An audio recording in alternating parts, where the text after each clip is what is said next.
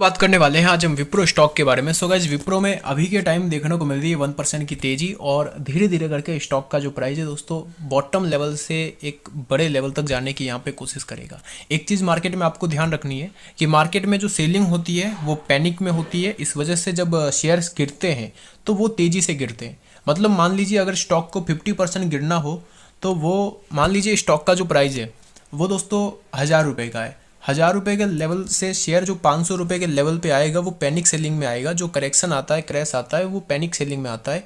तो जो गिरावट होती है वो एक बड़ी गिरावट कम टाइम में हो जाती है। जैसे 1000 रुपये का शेयर 500 पे आना है तो वो 6 महीने में मान लीजिए आ जाएगा। ठीक है, जो बढ़िया कंपनी की बात कर रहा हूँ। जैसे विप्रो 750 से आपको 380 आते हुए नजर आया, लेकिन ये वही स्टॉक जो है वापस 500 से 1000 रुपये के लेवल पे जाने में बहुत ज़्यादा टाइम लगाता है, क्योंकि सेलिंग जो होती है वो पैनिक सेलिंग होती है। इस वजह से बहुत सारे लोग एक ही टाइम पे सेल करते हैं, लेकिन जब तेज़ी आती है तो लोग धीरे धीरे करके स्टॉक पे भरोसा जताते हैं, उस बेस पे वहाँ पे बाइंग भी करते हैं।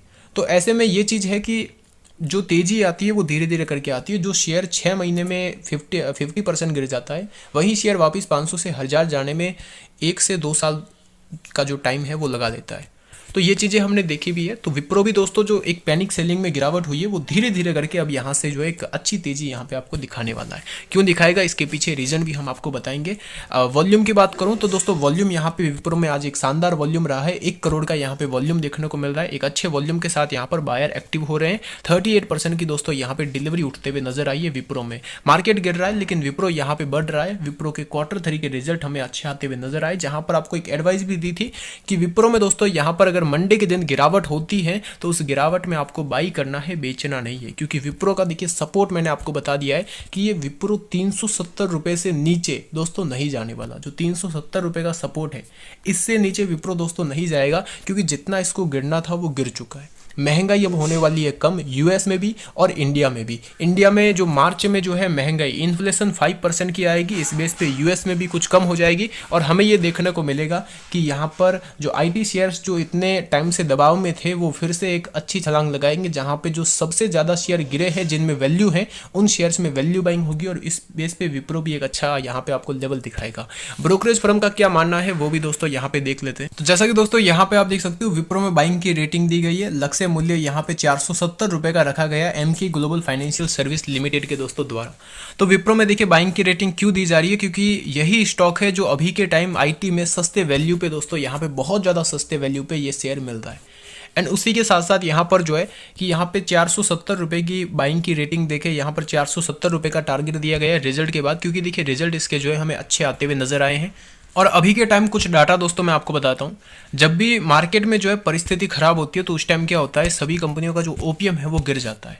परिस्थिति अच्छी आती है तो ओपीएम बढ़ जाता है। ओपीएम ये होता है कि कंपनी कितने सेल्स पे कितना पैसा कमा रही है। 2012 में हमें मार्केट गिरते हुए नजर आया था तो ओपीएम जो 21% का था वो 2012 में 19% के आसपास आ चुका था। एंड क्वार्टर बेस पे ओपीएम 17% पर भी आया था। मतलब यहाँ पे कंपनी 100 करोड़ की सेल पे 17 करोड़ रुपए कमा रही थी। एंड वही कंपनी यहाँ पे 2011 में 100 करोड़ की सेल पे 21 करोड़ कमा रही थी। तो यहाँ पे 4 करोड़ ज़्यादा कमा रही थी। सेल्स वही है, 4 करोड़ यहाँ पे ज़्यादा कमा रही थी। उसके बाद दोस्तों यहाँ पर हमें 2020 के आसपास जो है फाइनेंशियल जो कोविड की वजह से क्रैश देखने को मिला। तो पहले जो ओपीएम दोस्तों यहाँ पे 22 से 21% का था वो गिर के यहाँ पे आया 19%। और क्वार्टर बेस यहाँ पे आप देखेंगे तो वो हमें 18% 17% का भी देखने को मिला। उसके बाद वापस बढ़ा 2 सालों में, लेकिन वॉर एंड उसी के साथ साथ वॉर जैसी सिचुएशन एंड वहीं हमें देखने को मिला कि महंगाई भी बढ़ी। तो इस बेस पे वहीं 24% का ओपीएम गिर के 19% पे आ गया।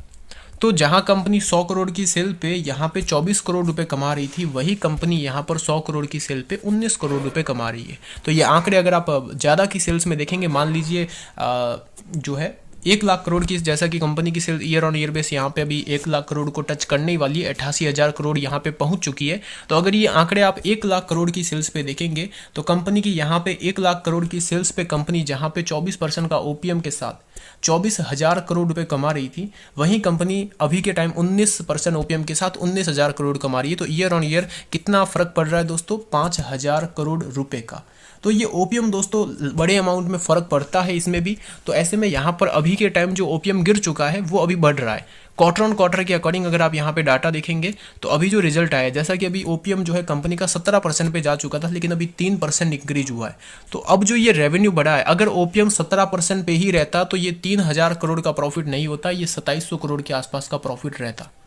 लेकिन ओपीएम बढ़ने की वजह से कंपनी का प्रॉफिट भी एक अच्छा खासा आया है। एंड इस बेस पे अगर मैं बात करूं तो ये ओपीएम इतना ही नहीं रहेगा, आगे और बढ़ेगा। और जहां से गिरा था, जो 26% का था वहां से गिरा था, अब की बार 27 या 28% तक कंपनी का ऑपरेटिंग प्रॉफिट मार्जिन जो है वो दोस्तों जाते हुए नजर आएगा। एंड इस बेस पे जैसे जैसे ऑपरेटिंग प्रॉफिट मार्जिन बढ़ेगा, जो कि दोस्तों यहाँ पे ऑलमोस्ट 4 से 5 क्वार्टर रिजल्ट में हमें बढ़ते हुए नजर आएगा, 1 से 1.5 साल में बढ़ जाएगा, जो कि 26 से 27% के आसपास पहुंच जाएगा।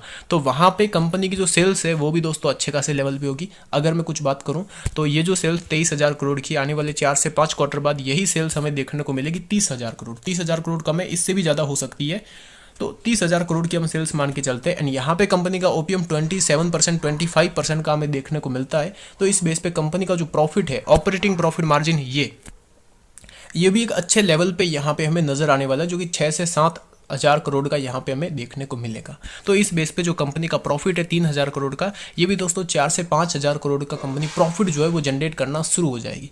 तो ओवरऑल अगर आपने बाइंग कर रखी है, होल्ड कीजिए। अभी बॉटम पे है तो बॉटम पे खरीदना एक शानदार अवसर है। अभी विप्रो दोस्तों चल रहा है 370 रुपये का इसका सपोर्ट है, और 400 के लेवल के आसपास चल रहा है। 370 के आसपास ये बहुत ज़्यादा कंसोलिडेशन हो चुका है, यहाँ से एक बड़ी तेजी आएगी। फिबोनाची पे सपोर्ट ले रहा है, तो इन्वेस्टमेंट का एक शानदार मौका है जो यहाँ पे आपको नहीं चूकना है। जो अभी पैसा लगाएगा उसका पैसा यहाँ पे बनेगा। एंड जिन लोगों ने हाई पे बाई किया है, जो अभी बेचेंगे तो लॉस में बेच के आप निकल सकते हैं। लेकिन मेरी एडवाइस ये है कि आप मत निकलिए। आप अगर आप मन कर रहा है तो यहाँ पे निकल सकते हैं, लेकिन मेरी एडवाइस ये है कि आप यहाँ पे मत निकलिए, क्योंकि यहाँ से आपका पैसा जो है फिर से रिवर्स होना शुरू हो जाएगा, मतलब रिकवर होना शुरू होगा। एंड यहाँ पे अगर आप एवरेज करते हैं तो आपका पैसा जल्दी रिकवर होगा। एवरेज के पैसे नहीं है तो यहाँ पे आप कंटिन्यू कीजिए, इस शेयर में आपका पैसा बनेगा।